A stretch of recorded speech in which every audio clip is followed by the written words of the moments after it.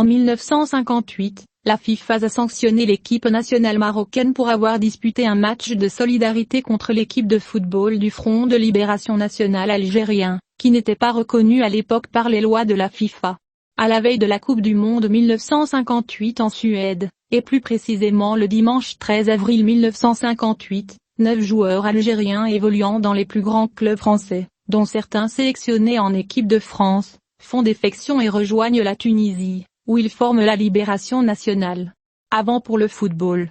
Après la mise en place de l'équipe algérienne, le Maroc a décidé d'organiser son premier match contre son voisin de l'Est, car l'étape représentait une véritable aventure. Vu la sévérité des lois et coutumes du football à cette époque, d'autant plus que l'équipe algérienne n'était pas reconnue. La sanction de la FIFA a été d'empêcher l'équipe nationale marocaine de participer pour la première fois à la Coupe d'Afrique des Nations. Après d'intenses pressions, l'instance dirigeante internationale du jeu a annoncé que toute équipe faisant face à l'Algérie non reconnue serait expulsée de la phase finale de la Coupe du Monde. Après l'afflux de joueurs algériens en Tunisie, il a été décidé d'organiser un championnat du Maghreb portant le nom de l'activiste algérienne Djamila Bouired. Le Maroc et la République arabe unie, Syrie et Égypte, ont été appelés à participer aux côtés de la Tunisie et de l'équipe du Front de Libération Nationale algérien. Cependant, l'équipe nationale de la République arabe unie, craignant les menaces de la FIFA, a décidé de ne pas se rendre en Tunisie et de ne jouer aucun match contre le Front de Libération Nationale algérien.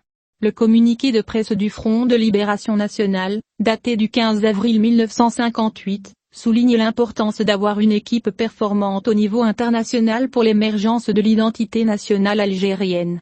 Il décrit ses joueurs comme des patriotes prêts à tout sacrifier pour l'indépendance de leur nation, et les présente comme un exemple de courage à la jeunesse algérienne.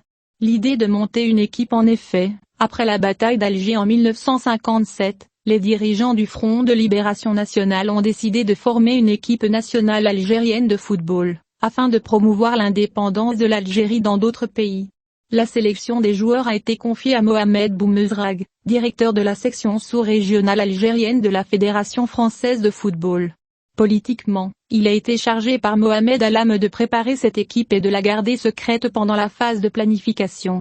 L'un des joueurs du Front de Libération Nationale, Mohamed Maouche, raconte: l'idée de constituer cette équipe a germé dans l'esprit de Boumezrag à son retour de Moscou, Russie, où il avait participé aux Jeux. Ainsi, le 7 mai 1958, à la veille du championnat du Maghreb qui devait réunir la Tunisie, pays organisateur, le Maroc, la Libye et l'équipe du Front de Libération Nationale, la FIFA, alors dirigée par l'Anglais Arthur Drury, condamna les dites pays sous pression de la FFF. Ces fédérations nationales naissantes ont payé cher leur contact avec cette équipe que la FIFA déteste. Les demandes d'adhésion de la Tunisie et du Maroc à la FIFA ont été rejetées, parce que la Tunisie accueille les joueurs de l'équipe, et parce que le Maroc a montré son soutien à l'équipe, explique l'historien du sport Stanislas Frankel dans de précédents communiqués de presse.